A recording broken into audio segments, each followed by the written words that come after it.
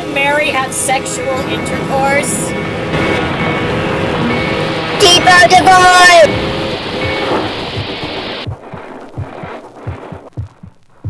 Depot.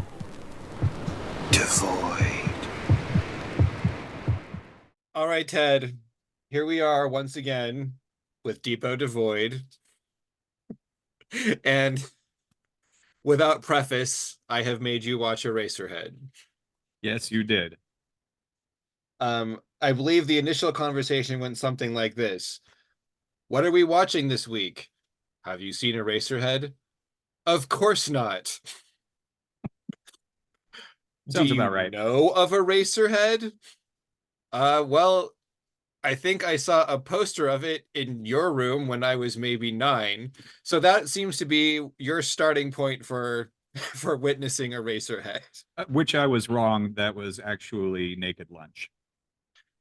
That is not Eraserhead, although one can be forgiven for conflating the two if you've never seen them. And in fact, when I watched this on the Max streaming service afterward, it immediately suggested to me that I might enjoy Naked Lunch. That's good. And if we're talking about conflating things, I should probably mention that every time I think of this director, I think Terry Gilliam. Interesting. Yeah, it So happens every time. You David Lynch and conflate Terry Naked Gilliam. Lunch and Eraserhead, and you think David Lynch is Terry Gilliam. Yeah. I don't know how. I don't know why. But every time I think of David Lynch, Terry Gilliam is who I'm thinking. Who do you think Terry Gilliam is? Terry Gilliam is Monty Python.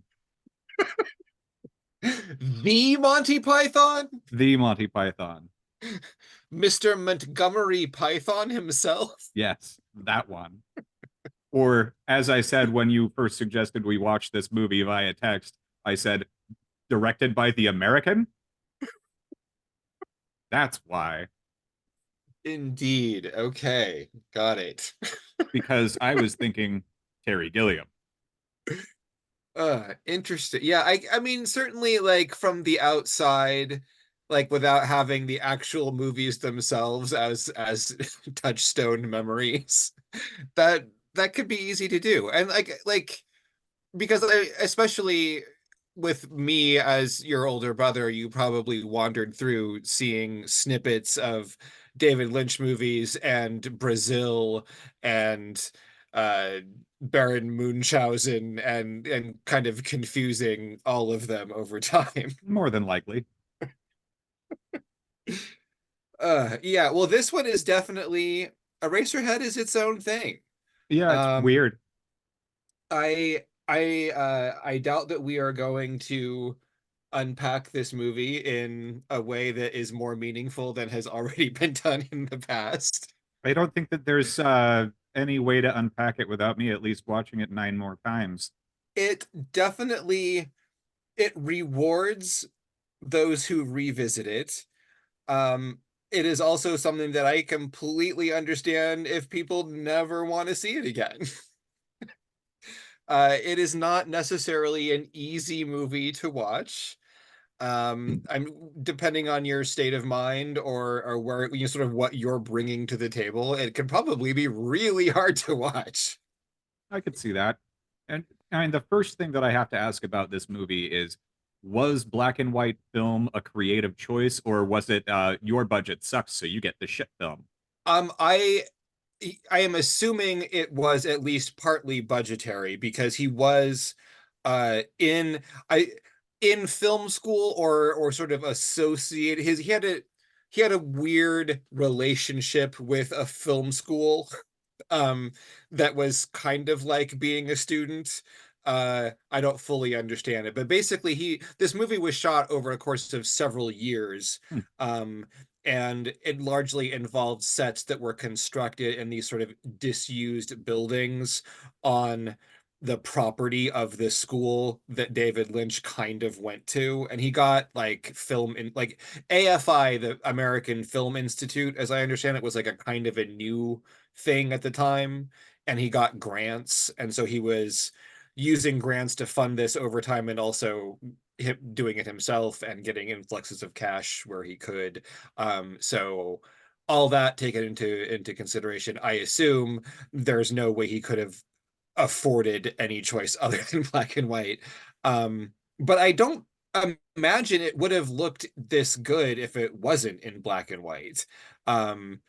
There's a lot of ugliness in this movie, but it looks gorgeous. Like it is, it's interesting. I think I mentioned that this is the sort of thing that you imagine when someone says art film. Like the type of imagery that you see here is like, oh, there's no mistaking that what you're watching is an art film, like immediately.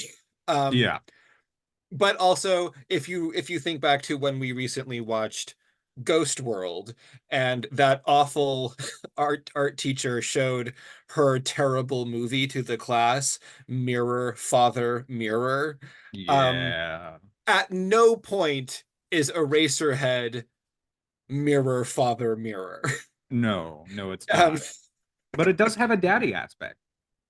and it has many of the tropes that have come to be associated in popular culture with the idea of an art film. But it is weirdly beautiful, frequently gross, but really beautiful. And it's always like the black and white is rich and beautifully lit. I mean, it's an art film in that every bit of it is like formally gorgeous. Um, but it's, not really, it's not a simple narrative. Like it asks more of the viewer and than the average television program episode. Yep, it's true. I yeah, I guess I will let me begin by saying, Ted, why is this the greatest movie of all time? Because David Lynch loves boils so much, and we see it starting out here. And worms. Yes, yes. Maybe this is where Dune came from. I mean, absolutely. I think that somebody watched this and was like, fuck, we got to give this guy Dune. Oh, it is what I one thing that this movie that I always think of when I watch this movie is I'm sure not the first time for me, but the earliest kind of calcified example in my memory of the way to explain the idea that a piece of art does not have to be pleasant to be good. That's true. And I'm not saying this about this movie, but some art, you don't have to look at it. I'm not saying that about this one. I'm saying that I, as a thing. I definitely understand that not all art is for everyone to participate in. And certainly it is my understanding that this movie in its early screenings was e considered extremely repellent to a lot of people. I'm sure And that people hated this movie. oh, there were many places where people walked out. And Yes. I get it. Especially, in 1976 or whatever, where there's no there's no groundwork has been laid for this movie at this point. It's just suddenly there's Eraserhead, and like, what the fuck are you gonna do? If Here's you just some want to new leave, I director. get it. And then they watched it and somebody was like, let's give this guy another movie. I think it's Well, amazing. this became one of the early sort of midnight movies that was like literal midnight movies that kind of Yep. gained a reputation by playing in little art house cinemas at midnight, along with movies like El Topo, or more famously the Rocky Horror Picture Show, Pink Flamingos, like that sort of thing. And this is, I mean, John Waters was a huge early champion of this movie. Like, and I mean, thank God. Like, I'm sure that his word like got some weirdos to check it out for the first time too, and helped to cement its reputation. Yes, it is good. The world is a better place with Eraserhead. I am going to have to watch it again sometime. It's just really weird. And I fell asleep watching it the first time and then I watched it again later and it's worth it. I'm unfortunately not going to be able to have a whole ton to add to the conversation, though, because it's just like a stew of boils and abortion that should have happened. Well, yeah, I mean, yes, it's difficult to talk about Eraserhead, partly because it is extremely visual. So if in an audio medium, you're really just, I don't want to spend a bunch of time just describing what things look like. That's not like a super fascinating conversation for people to listen to. But I mean, I highly suggest that people at least attempt to watch Eraserhead because it's fascinating. Um, and I watched this with my partner this time, and he is historically not a big movie watcher of any kind. It is only during the course of our relationship that he's really begun to watch films at all, and actually like pay attention to them and and try to get something out of them. And so Eraserhead is not a movie that I would have started him out with. But over the past few years, we have watched Twin Peaks together. Like he has seen all of Twin Peaks. Were there Um, ever any boils in Twin Peaks? Because I don't remember any, and that confuses Not me that now. I don't recall any. Um, Nothing springs to mind. There were some sweaty, There, shiny, there's nasty people. there's weird, gross things. There's a lot of it's not I mean, if you want to generalize from boils, there is a fascination with sickness that does permeate more of his work, not necessarily explicitly in the form of boils. But yes, definitely, there's like some weird stuff with sickness in the new Twin Peaks. It's very, very interesting. All right. Um, when when I presented this to Bill, I said, I kind of I framed it a bit for him, telling him like this is David Lynch's first feature film, kind of told him a little bit about kind of what it was maybe going to be like, who was in it, because there are a number of people associated with this movie who went on to be part of Twin Peaks. So that was kind of an inroad for Bill. And I told him we didn't have to watch the whole thing at once, and he didn't have to watch it anyway if he didn't want to. He ended up going through the whole thing with me. And then like for days, like he kept bringing it up and asking questions about the lady in the radiator or the baby. Just like the other day, We like don't even yesterday, know if it's a baby. we don't know if it's a baby. There's a pretty good argument to be made that it's not. Um, he brought it up yesterday. It's been like a week since we watched the movie, and he brought it up for no reason, and then without any prompting was like, I would watch that again. Like, wow, okay. It's like in his head. That's good. Well, that's what I said. I mean, that's like whether well, because when we first watched it, when we finished the movie, um, I said, "Did you like it?" And he looked at me and he thought about it and he says, "No." And I said, "Did you appreciate it?"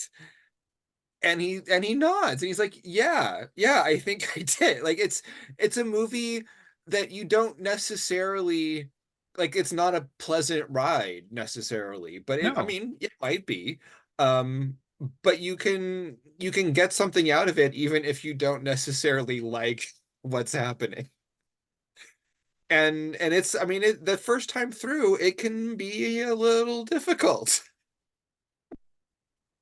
Yeah, it's a weird mess, and it honestly the end of it became just a muddled fuzz to me. It's like this is just going. I'm gonna have to watch it again before It's it's really yeah, gonna settle. there is a narrative through line. It's definitely not like a typical narrative structure. But that, I mean, that narrative does emerge more clearly upon repeated viewings.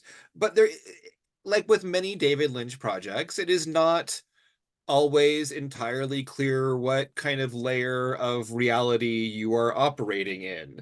And there is, I mean, this movie starts with very odd imagery of a starscape and a planetoid and the face of our main character Henry Spencer sideways across the screen, sort of superimposed over everything. It's not a traditional narrative structure.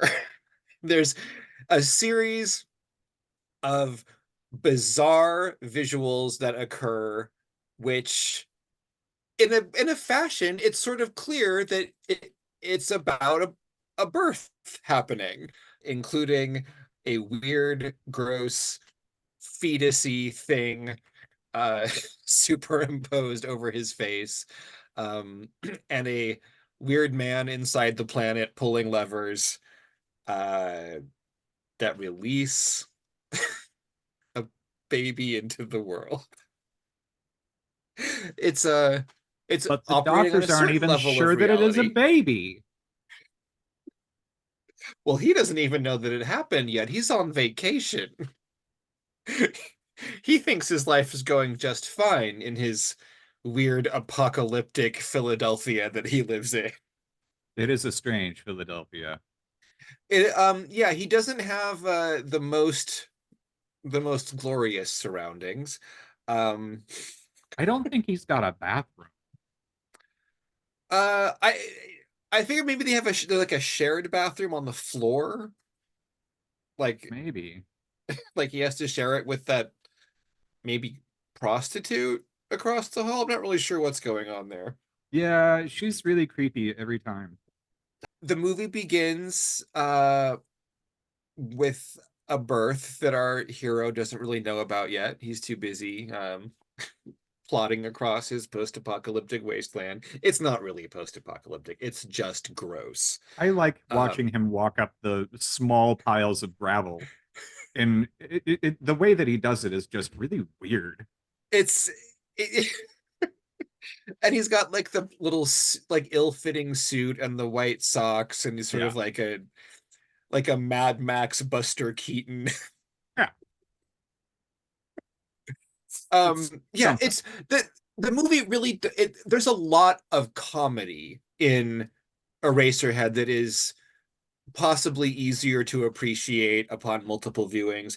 Especially, I think like Bill, for example, I think he felt tense a lot of the time during the movie, like when he didn't know what was going to happen yet, because the movie is sort of oppressive. It's a bit relentless, and the sound design is really aggressive. And even though it's got a very slow and deliberate pace, I think that that just kind of amped up this unpleasant sense of anticipation that something terrible might happen at any point. Well, and it's structured in such a way where you feel and you know that something terrible does need to happen and something terrible is happening every second, but you don't know how deep it's going to get. And then you get like the weird interludes of the radiator woman with her scary jowls.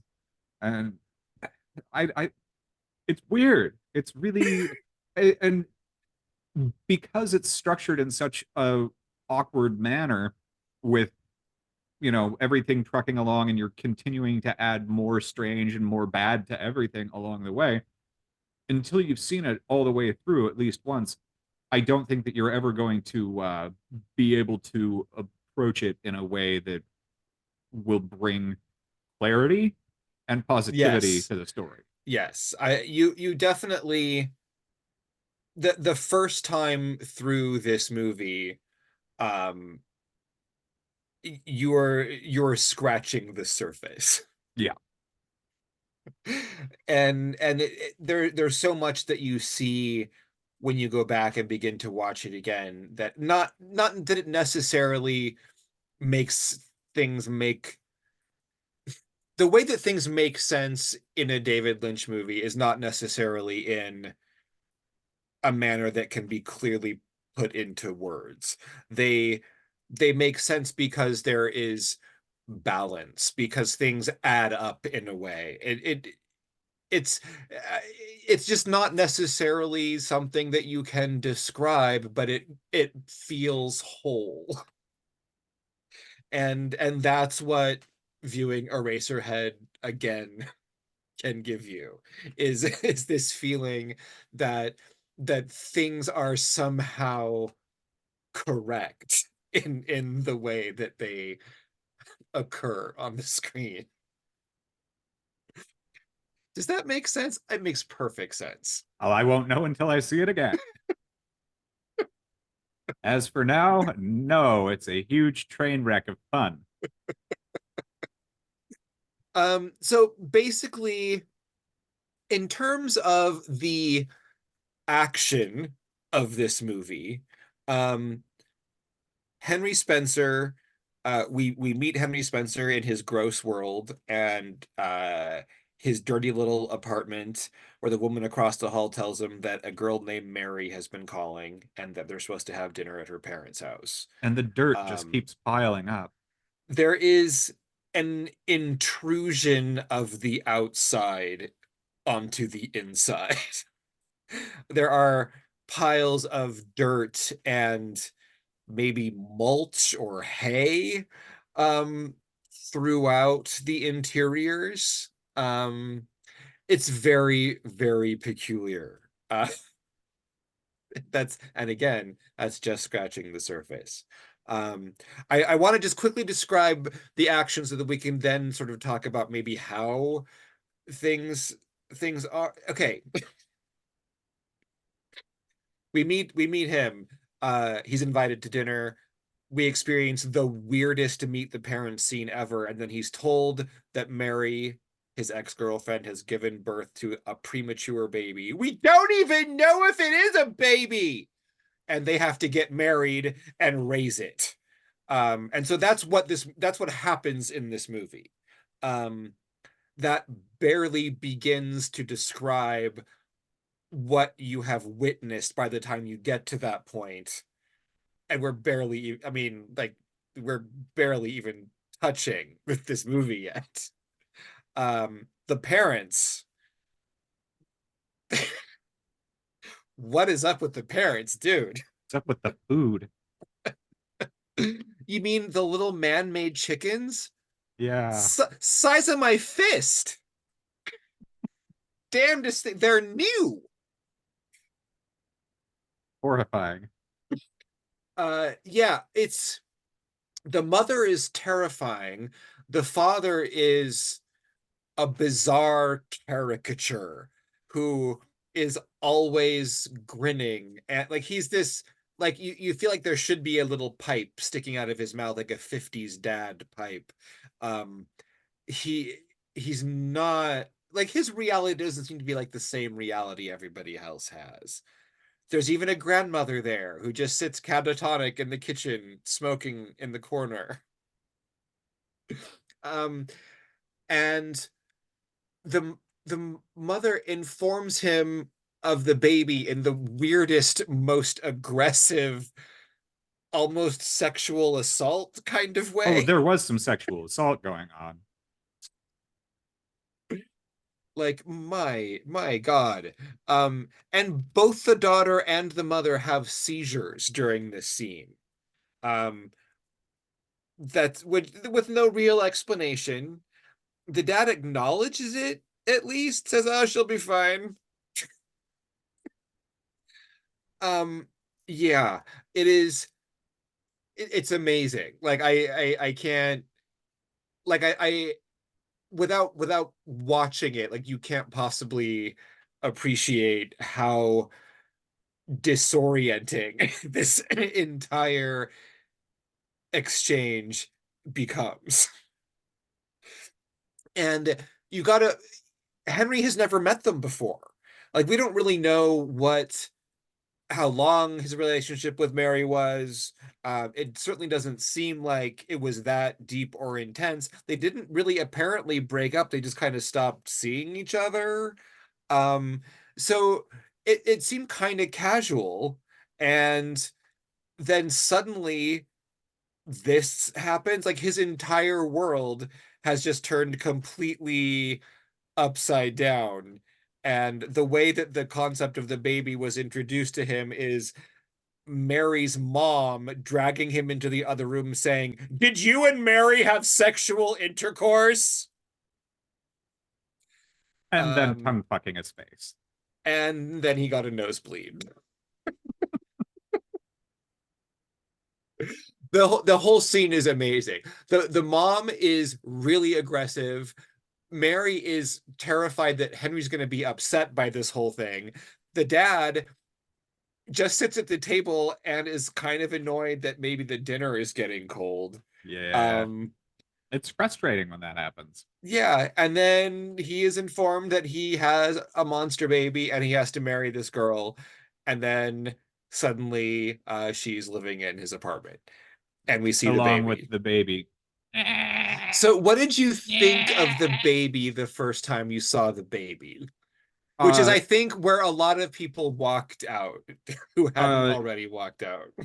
it's obviously the larval phase of the floating spice lord from Dune, and it cries too much, and it should have been aborted. It's it's some weird boil encrusted lizard squiddle. Well, it's not boil encrusted first. It's You just see this, it coming. it's a You know it's glistening, gonna be there. the glistening embryonic head that Yeah. with a long neck and a bandaged teardrop shaped blob of a body. Yeah, it's like Um, E.T. the baby is really gross, and it's a fascinating little puppet, which famously they don't like no one it's it is puzzling like how that was created uh for an independent film in the mid 70s. uh I don't know what it is exactly. And they famously don't like they won't tell you how the puppet was made or what it was made from. um One story, which I don't know if this is true or not, it could be totally apocryphal. I haven't looked it up because I choose to believe it and I don't want to find out that it's not true. Was Is that actually David Lynch's baby. no, it's that David Lynch made the projectionist who ran the dailies for them wear a blindfold so that the projectionist couldn't see any of the parts outside of the scenes that would have revealed what the baby actually was. So, um, I don't know. Some people think that it's made out of like actual like sheep fetuses or something. I like there's a lot of weird. It seems clearly like puppeteered in a way that is fairly precise. So I doubt that it is that because they would have to keep recreating it in exactly the same way, like over the course of several years. Um, but it's gross and effective, and the sound design of this movie, which is pretty aggressive anyway, adds this an amazing extra layer of this like relentlessly annoying baby cry. That it is. um which is, I mean, it's I mean it is not pleasant, it's not fun, it's awful. And it's kind of perfect. I mean, it is oppressive. You see Henry's world becoming, I mean, it wasn't that great to begin with, and it's becoming pretty horrible. Yeah, and then Mary dips out and he bones down on the hooker next door and gets Well, swallowed by the first he bed. gets the weird dried worm in his mailbox. Well, there was. Title of your sex tape. Um, which becomes sort of meaningful later. Yeah, well, Mary is first trying to feed the baby, which is refusing to eat. It's a terrible baby. Like it's a shit. It's like just a shitty baby. Um, and Obviously the parents will grow to hate it. I mean, why wouldn't you? It's a terrible. I mean, even good babies are probably terrible. This one isn't a particularly bad baby. Um, he he comes back, he gets his weird thing in the mailbox and he comes back to the apartment where Mary's trying to feed the baby, and he kind of lays on the bed and he stares into the radiator. For the first time we get our glimpse into the radiator, but nothing happens yet. We just sort of drift inside and we see a stage inside the radiator and a spotlight appears, but nothing actually happens there yet. And he gets sort of drawn back out by the sound of his horrible baby and his, if we're perfectly honest, equally annoying wife. And then she asks if there's any mail, and he lies and says there wasn't, because there was totally a weird little dried worm in an envelope, which he has put in a cabinet on the wall, which I guess is just a special cabinet for dried worms. I don't know. There's really no other clear purpose for it. Well, there could be plenty of them. Yeah, I don't know what it's there, but it's, I mean, he seems to, like, he's very particular. Like, that's where it goes. Like, he Yep. he gets up in the middle of the night to put it there. Like, this is the spot that this dried worm go. I don't know where it came from or what it means exactly. But yeah. Yes, and then Mary decides to leave because their baby is terrible. And that scene is the scene with the suit where she's pulling the suitcase out is fucking hilarious. There's a lot of It's violence went into such that. a weirdly framed scene where, like, he's on the bed. We're sort of, the camera's kind of at his point of view, like looking down the length of the bed through the little frame at the foot, and Mary is crouched down staring at him, but we don't know what she's doing except that she's just yanking at the bottom of the bed over and over and over again, and it goes on for a really long time before she pulls a suitcase free and kind of staggers out. It's like, oh, that's what's going on. It was just such a beautifully constructed moment. Like I said, there's a lot of good comment. Like the part where you're talking about the boils on the baby, that is one of the funniest parts of the movie.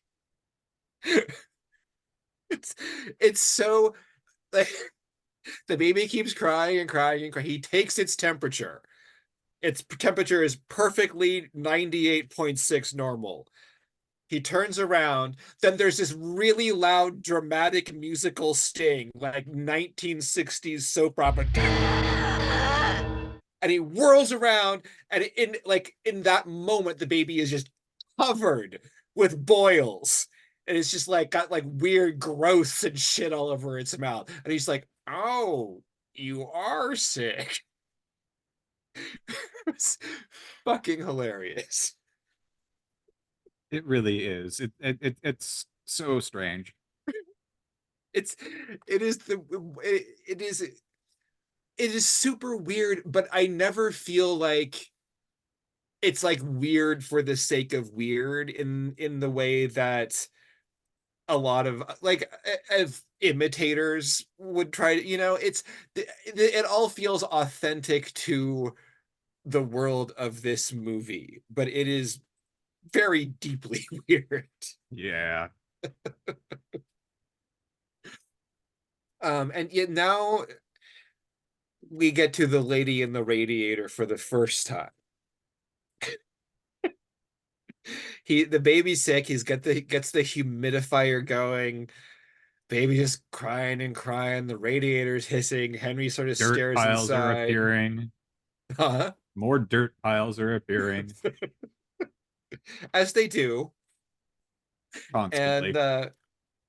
And this time we go back into the radiator and we see that stage, and the woman comes out with the dress and the platinum blonde wig and the cheeks that look like big cratered moons.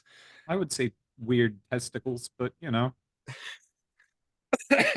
People have had a lot of different interpretations to why the ladiator in the radiator, mm-hmm. we'll call her the ladiator. They've had a lot of different interpretations for why the ladiator looks the way she does. It's a tumor. She comes out and she sort of dances across the stage. She's really just kind of going back and forth left to right across the stage, with she's got her little hands clasped in front of her and she's smiling, and there's music playing, and these gnarly fetus things like the one that we saw before at the beginning start dropping from above, and at first she's trying to avoid them, but then the music stops, like musical chairs, and when the music stops, she stomps on them and squishes them, and they sort of splash alien robot milk all over the stage. And it's a little strange. Is this his dream? I mean, the next thing we see really is him sleeping. So like maybe we're just supposed to think he's dreaming this. I don't know. It's not 100% clear whether in the context of this movie this is authentically real, but it is a striking image. It is. It's all of this stuff going on right then is quite disturbing. At this point, are you completely lost the first time through? Are you? No, I mean it's just the point where I kind of realized I needed to check out and not invest myself in it because it was going to be too much of a mess to try and understand. Because up until about that point, I had been considering that maybe this was actually intended as a commentary on abortion. And I was like, oh no, it's not. That's just the obvious, easy route to take. That's not what this is going to be. Just I mean, buckle up and go certainly, along for the ride. like people have brought that to the table before, and I think that there's definitely an element of anxiety over fatherhood that you can very rightly say is part of David Lynch's life at this point. The birth of his daughter is not like far off from the timeline of the creation of Eraserhead. But again, I mean, simple anxiety is a bit too simple of an explanation for what's happening here. I think that in general, David Lynch does have a tendency to make artistic choices very instinctively, where he doesn't necessarily, like, he's not going to think this through in a linear way so that if someone asked, he could say, oh, this is what that means. He has gotten this deeply into the material that he is not thinking in those terms. He has gone abstract, and he is doing what feels correct in the moment, and you just kind of have to get there with him. Well, and despite the fact that there is a beginning, a middle, and an end to this story, it doesn't feel like it's fully linear. Definitely not. Not it. I mean, not a perfectly linear story would be an incorrect expectation to have if you choose to visit Eraserhead. Although there is certainly a story, not always the form that you are used to. And as we visit that lady in the radiator or ladiator for the first time, I think we may have to take a break. I do believe so. More ladiators to come. It's not a puma. Now you got to say it again, Matt. I'll never say it. Nobody can make me say welcome back. Ah! You did it. Oh, you tricked me again. I'm the I'll big get fooler. you next time, Inspector Gadget. But I can see your face. You can't be Dr. Claw. Well, I mean, anybody who was talking to Dr. Claw on a Zoom call would be able to see his face. Would they? Or would they just see You're a hand and a you're cat? just watching from a different perspective than they ever presented on the show. No, Dr. Claw is a hand and a cat. Wait, the cat is part of the doctor? Yes. Huh. I mean, I guess it's been a while since I saw the show. I bet you didn't expect that. It's also why I know that didn't see it coming. Yeah, it's also how I know that Matthew Broderick is actually not Inspector Gadget, and those movies are not Inspector Gadget movies. But he was only Inspector Gadget in one of them. In the other one, it was French Stewart. Well, either way, they're both dumb as shit now. I never saw either one of them. And neither did I. Dr. Claw has a grippy hand? What? I remember feeling bad for Matthew Broderick when I saw that movie coming out and thinking, no, wow, what happened? No, I refuse. I cannot feel bad for Matthew Broderick for anything ever. I I occasionally like him. Like there's something about Matthew Broderick that I would describe as likable. And Mm, my instinct is to want to like Matthew Broderick, but he frequently does things that are almost unforgivable, like that American Godzilla movie. yeah, yeah, And it's that's like, exactly what I was thinking of. what are you fucking doing, man? Like, He why married are you Sarah here? Jessica Parker. I I mean, mean, come on. people can't help the dumb shit they fall in love with. I mean, I don't know. Maybe she's great. I don't know her. I don't either. I She just threw it out there also because it's funny. she also makes things I don't want to see, but maybe she's a delight in person. She maybe they're great at chess together. Wasn't she in a horror film when she was younger? I mean, most people were. I wasn't. Uh, I mostly like I don't remember her being in a horror movie when she was younger. Like it's not springing to mind. I'm probably making it up.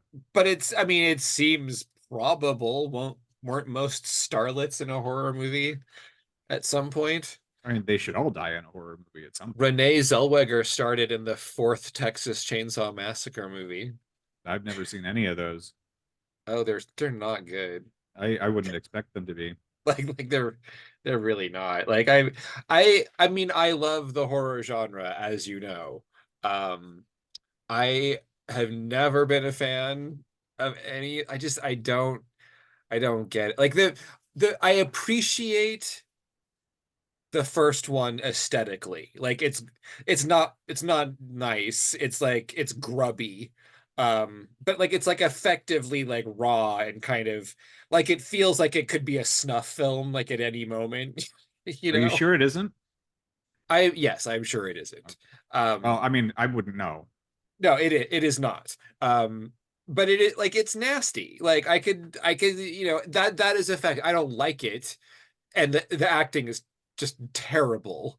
Um, but it's like I get why people like I get why it's sort of important, why it kind of matters a little bit, but it's like I don't like it. I don't People love the sequels. I hate this. People love the second one. Um, and it's sort of like it's almost a comedy, but it's like not there's nothing about it that I find redeeming. It's not even fun for me. I Well, don't that's a like them. big disappointment. By the time you get to the fourth one, whoo! The third one had a really great teaser trailer, but that is its only redeeming quality. They do this whole like King Arthur Lady of the Lake thing with a chainsaw, which is fun. That's Um, pretty stupid. Oh, but it was Jesus fun. It would have been Christ. better. It would have been Sarah better as like Jessica an Evil Parker. Dead. Sarah Jessica Parker was in Flight of the Navigator. It's obviously been a minute since I watched that. I love that movie. And now it's tainted by her. Is she like a kid in it? Like how old would she be? Is she She's like older sister level? I would guess, and this is only a guess. I'm gonna guess that when the kid gets brought back and he's in his own future now, I bet she plays his now older little brother's Uh, girlfriend. okay, But that's only a interesting. guess. So anyway, Huh. gonna have to watch that eventually. Interesting. So So now I obviously think you we can should, tell we're talking about Eraserhead. yeah. And as we get back into that, I think that we should chronicle things today. Our uncle, our dad's littlest brother, died today. My dog doesn't have cancer, and my daughter got engaged yesterday. So weird things. Okay, well, part one, that really sucked. Yep, Yeah, that I feel really bad for dad. Um, absolutely. I I can say with some experience that having your little brother die is fucking shitty. And so they are probably all having a really crummy day. Yep. Um, to the second thing, I am very glad to hear that Lexington does not have cancer. And I assume that the surgery still recovering very well because it sounded like he was really full of energy before. Yeah, he's doing better. He's active-ish, but we still have the cone of shame. Well, yes, I mean that's fine. That's part of the process. Hmm. The third thing, gotta say, not super surprised to hear that Haley got engaged. Yep. But congratulations, that's cool. Yeah. I told one of my coworkers that earlier today, and he was like, "You fucking nailed it, like almost to the day that this was gonna happen." I'm like, good at what I do. Yeah, not really a big out of left field situation there. Not so much. Yeah, unlike the part one, that was out of left Yeah, field. yeah. Uncle Jim passing, that was unexpected. I mean, he's 64. He's like just barely 1.5 Ian's old, and that is Indeed. unexpected. That's yeah, that and he's a healthy guy too. Yeah, So that was pretty fucked up.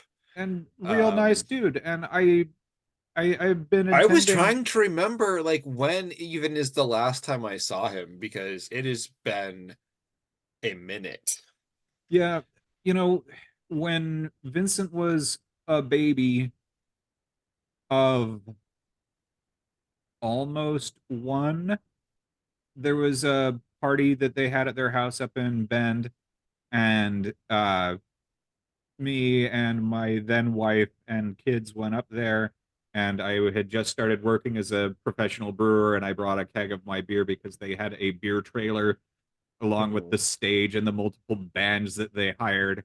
That was the second to last time I think I saw him, and I went there for that, and we had a grand time. And at one point, Dad was supposed to be an opening act for the first band or something, and nobody knew where he was. I'm like, I'm pretty sure that he was asleep on a hill over there. You go find him. I'll stall. Oh my God. And so I went up on stage and I was like, all right, well, this is probably the only time I'm ever going to have a chance to play the guitar on stage and sing the song about changing my son's diaper without ever embarrassing him. So here we go. And I played my parody of Mr. Biggs' I'm the one who wants to be with you, which was I'm the one who's gonna clean your poo. Nice. Yeah. And I'm not gonna sing the whole thing, but it goes something along the lines of hold on, little boy. Let me see what's in your diaper. Wait up, little man. A stinky butt can't be that bad when it's poo. It's poo. Daddy, he will come change you. So come on, baby. Come on over. Let me be the one to change you. I'm the one who's gonna clean your poo. Deep inside you left some stinky dew. Waited till you were done so there wouldn't be more. And you wouldn't get any on the floor. And it was fantastic. And about the time that I finished up, somebody had found and woken up our father and brought him to the stage. Nice. I am pretty sure that the last time I saw Uncle Jim was also at the property in Bend, but it was like earlier than that. Because I don't think because I spent 16 years living in Chicago. So I'm pretty sure the last time I saw him was like the like mid 90s at that property, probably like 94 or so. There was a gathering in the summertime. I think that you came down there when you were in college for a gathering. I think that you would have been 19. Yeah, this that yeah, that would have been right around Yeah. there. It was like my sophomore year of college. Yeah. Because I was like 11 or something. So yeah, I think that was probably the last time I actually saw him. Weird times. Yeah. No, and the last time I saw him was at Ian's celebration of life, and we exchanged a couple of text messages after that, and I just the other day I sent him a text message when he was in the hospital, and I was like, "Hey, I'm not gonna try and bother you or anything. I know that you're in a bad way at the moment, but once you're able and willing, I'd love to catch up." And I'm about to hit send, and I've had this moment just a few times where I'm talking to somebody and being like, "Hey, gonna see you again soon. Gonna talk to you again soon. Blah blah blah," or I'll text you again. And I'm looking at it, I'm like, this is the last communication I'm gonna have. And I knew it as I Yeah. was hitting that button, but it's weird how that one happens. It's happened again a few times. It's like, and also when saying goodbye to Ian at the hospital when I popped by to exchange his and Cheyenne's phones, and I was closing the door and I was like, that interaction Yeah. shouldn't have made a joke because this is probably the one. But hey, that's how we tend to play, is comedy in the face of fear. Yeah, right. What So, else are you gonna do? tell my brother who's dying in the hospital that he looks like hammered assholes. I mean, that's not your fault. No, and as he said, I probably feel worse. Anyway, these things Ugh. have been chronicled. Well, some people might say the Ladiator looks like hammered assholes. She looks like testicles on chin. Um, so dragging this conversation kicking and screaming back to the completely appropriate topic. Um, how we're at the point where we've met the Ladiator for the first time. How did she make you feel the first time you saw her? Offended. She is trying way too hard to be something that she's clearly not, which is happy and kind and pleasant to be around. She's a caricature, she's a cartoon of a nice person, and I'm afraid of her. Interesting. I don't want that to be my dream I have at night. It's okay, fair enough. And in this scene, that's all we get from her. She's like a form of a Is clown, and I'm scared of it.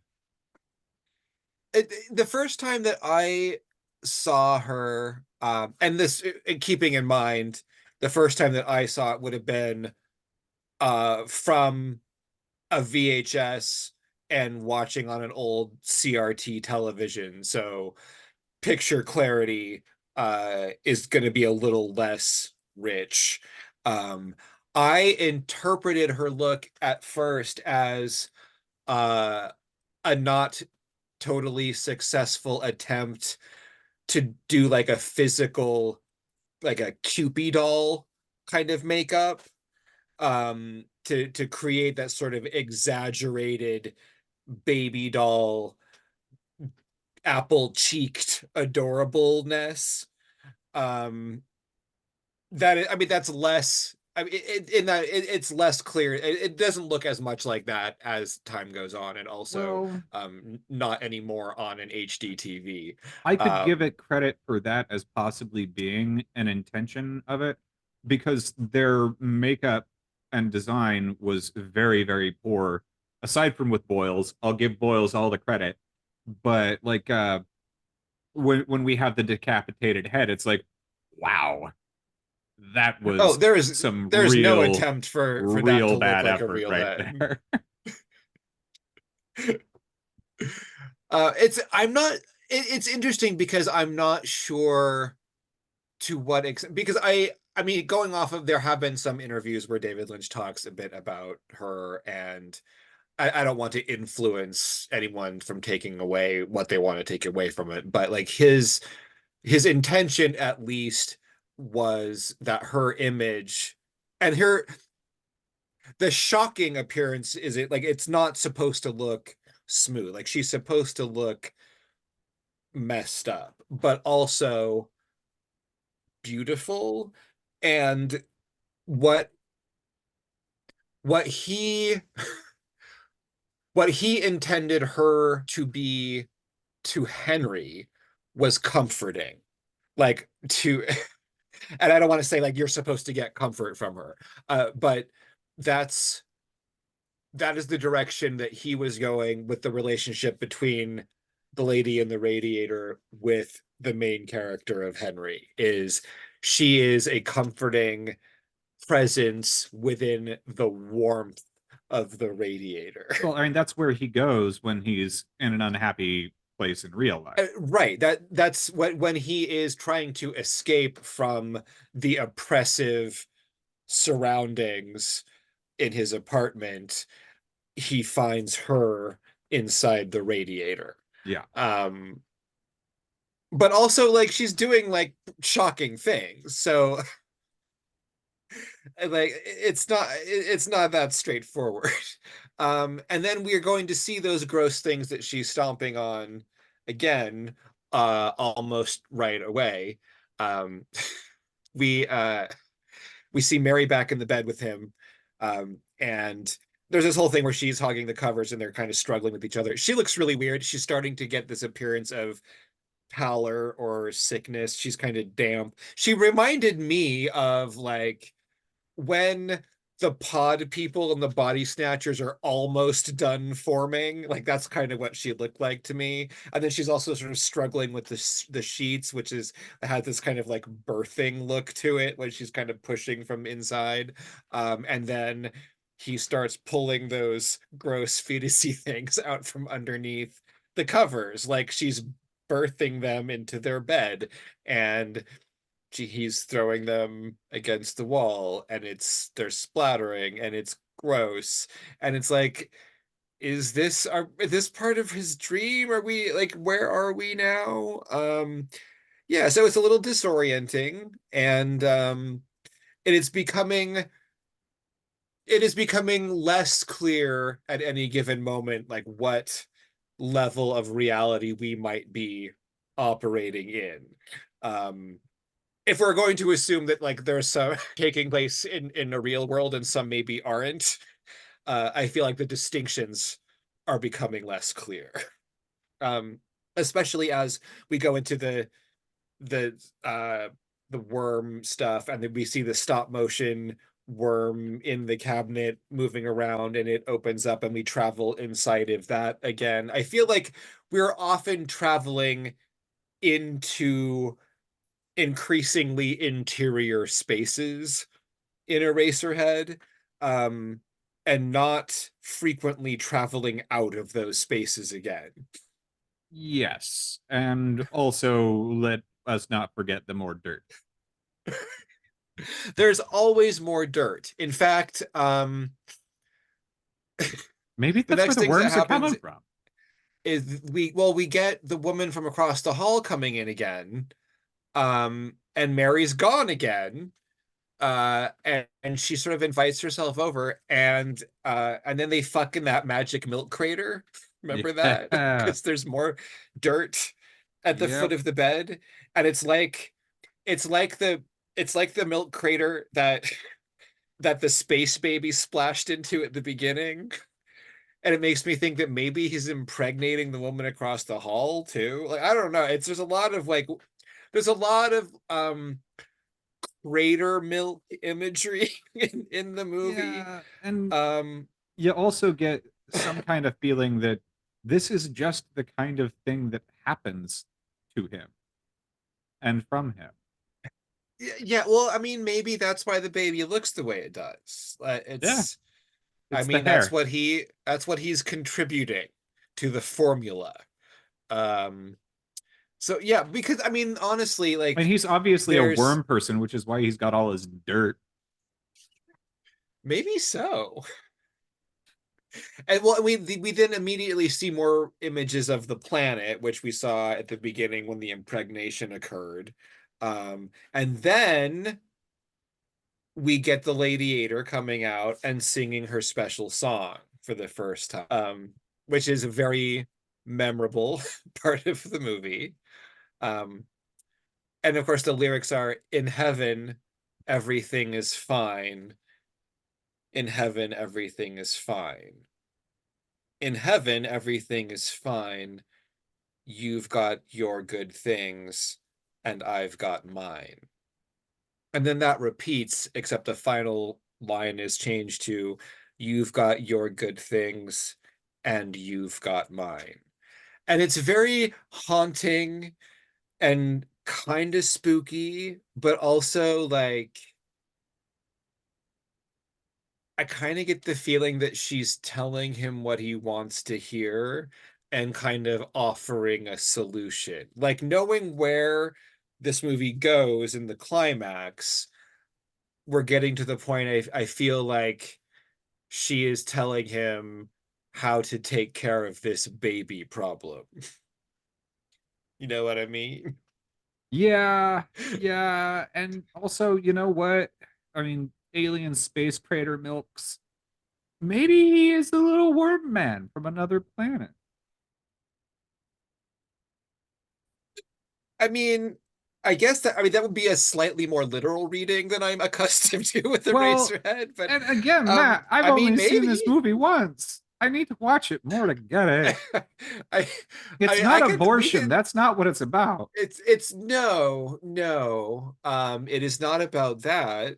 Although abortion might have been a superior preemptive solution than what Henry ultimately does. Well, Um, you don't always get a second time going around. well, and Sometimes he's you never try it been a once. dad before. Or He's has never been he? a dad before, and he wasn't given an option. It was all his gross monster baby was already prematurely born before he even knew it existed. Like this was just it had already happened. But at this point, it's not totally clear. I think we're like maybe we're still dreaming. We're kind of transitioning into the area where the movie takes its name from. Which talking about being literal, uh definitely the first time that I watched this movie, I did not expect the title Eraserhead to be as literal as it turned out to be from from this dream that is happening. So in heaven everything is fine. And then suddenly Henry is on that stage with her. And then she holds out her hands and a bright light appears, and then maybe she's gone. And we sort of see the man of the planet. A bunch of shit happens. Like there's the fetuses on the ground. Like he's seeing all the stuff that happened here before. Um, then a large, it's so fucking weird. A big stage prop gets wheeled out that looks like a giant, like paper mache version of the pile of dirt that's next to his bed with the tree branches sticking out of it. And Henry's head pops off, and the prop is just bleeding, and it starts bleeding and bleeding, and it keeps bleeding until it bleeds a pool of blood big enough for Henry's severed head to sink down into. And then we cut to the outside. That's one of the exterior spaces that we've seen, the weird industrial spaces, and his head just sort of falls out of the sky and lands on the ground, and a little kid Takes it grabs it away. and runs off to the place where you sell heads to make erasers out of. And this whole sequence, I fucking love it. It is exquisite. Um, it is one of the primo examples of just like weird, like intense, unnecessary character specifics that like is where David Lynch derives a lot of his humor. The kid goes into this place and there's like a concierge at the desk. He sees the kid walk in with the head, he starts buzzing. But he doesn't just buzz once or twice, he buzzes over and over and over again. And this giant guy in a little suit comes storming out of the back room and he's like, "Okay, Paul." And he comes, he grabs the head, he checks it out. Seems it like it's gonna be okay. So he goes toward the back room, brings the kid with him, Paul tries to follow them. And he's like, Counter! Paul!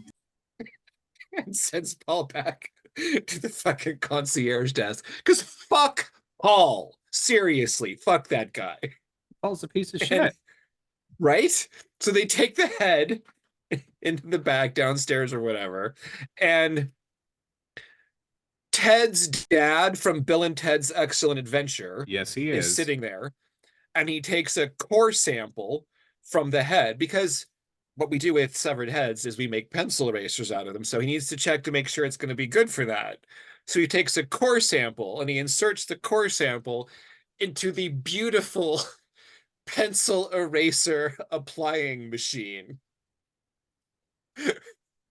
and and he makes a sample run of pencil erasers and he tests them out and he races with them. It's good. He's like, it's okay.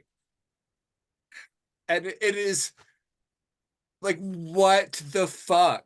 It's beautiful. It's amazing. I love it. I don't know what it means. I'm not gonna pretend to know what it means. I don't really even want to know what it means. I don't want the mystique to be dispelled. I want to watch it and every time be like, what even is this? There are certain like some things I like to solve the mystery of a David Lynch movie. But some of those mysteries just like let them be mysterious. Oh, Well, so I when mean, you watched that's the taking away the Eraserhead ability. Dream, Oh, what's that? when you watched the Eraserhead Dream, did you think, aha, I get it now? No, as I said, it's all mush. It has to be watched again to get it, and probably has to be watched a couple more times. Realistically, if I were to try and suss out what it's supposed to be about, it's about fear and not knowing what your place is in the world, uh, as things are changing, and then getting a glimpse of, well, is it better if I continue on, or do I just extract myself and erase myself? Is it better to learn more about what's going to happen in the world, or do I just die? But that's preliminary. It is. This movie is full of uncertainty. Yeah. And there are moments. What I love about it is there are moments of beautiful simplicity in its symbolism, where like it is not even afraid to wear everything on its sleeve. Like that moment where like the woman from across the hall comes home with a different guy, and Henry opens the door and she looks at him, and then suddenly he just turns into himself, but with that hideous baby head for a head. And it's like, that is like, oh yeah, that's all you are, dude. Yep. And then there are other times where it is just like super mysterious. I mean, but like they like that moment, like no one would need to have the meaning of that moment explained to them. But whatever the fuck happens with the Ladiator, like I mean that's a little more open to interpretation. Um the way that this movie concludes, he wakes up from the Eraserhead dream, kind of worried. Uh he sort of fucks around his environment a little bit more. There's a lot of deliberate pacing here, where basically he is existing in this space with the baby who seems to be actively torturing him, um, and laughing at his misery. And then finally he cuts open the bandages. Uh, and it's really gross. Um, it's nasty, and it's like, and this is why, like, is this part of it feels like this is a solution that he has talked himself into. Um, Part of it almost feels like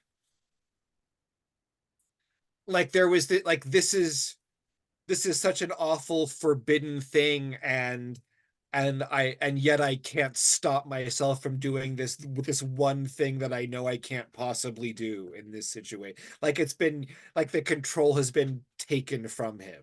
Um, but the whole thing is just awful, and the baby's just like oozing forth like amounts of substance that could not even fit into that baby. Um, and then we see the planet again, and it explodes, and the poster happens. Um, and we see the big hole in the planet again, and we travel into the hole because we're continually traveling into increasingly interior spaces. And we go in there again, and we see the man in the planet again, but now he looks really diseased and gross, and there's sparks flying out of the levers where there weren't before. Um, and then it's a crazy white space, and the Ladiator is there, and they're embracing, and in heaven everything is fine. That's about that. Yep. Yep. It's all better now. Yeah, so there's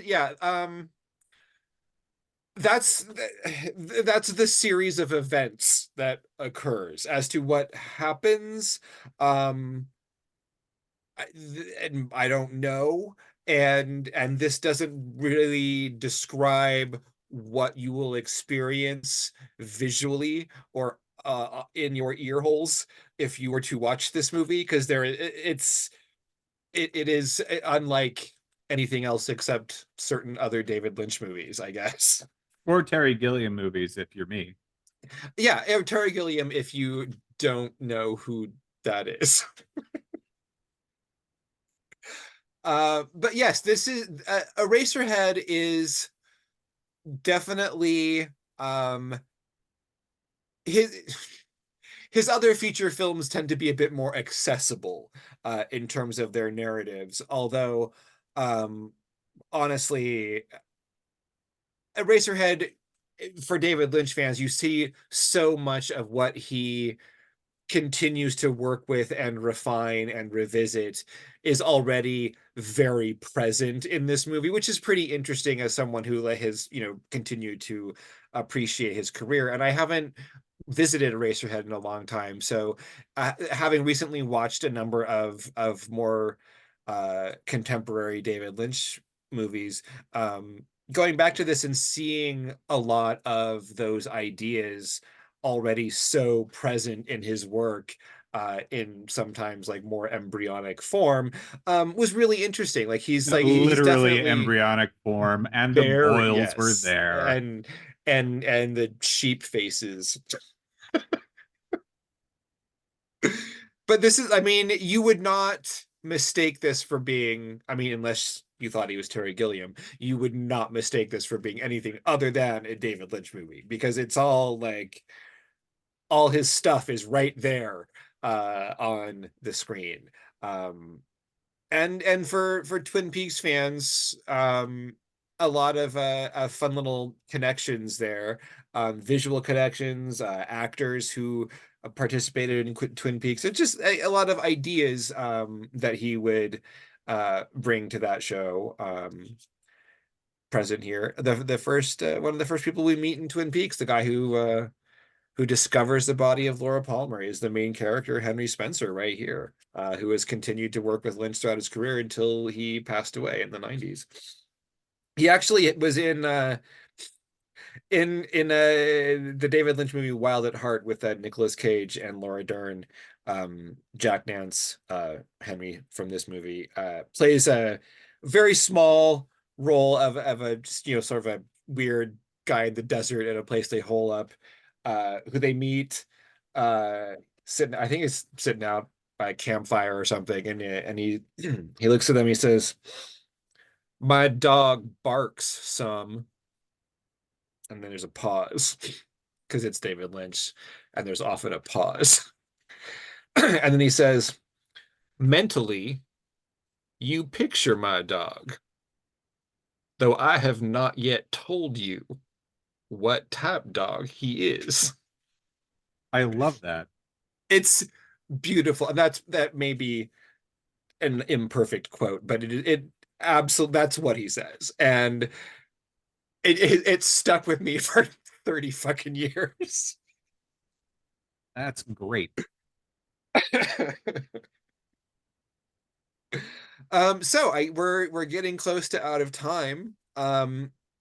Ted, would you recommend Eraserhead to everyone you see? Not everyone. I would screen my people, but it's a good movie. I did enjoy it as much as I didn't. Um, That's probably a great assessment. yeah, yeah. I will probably watch it again sometime. However, if I do that, I might have to watch it 3 more times, and then we might have to have this conversation again. That is completely fair.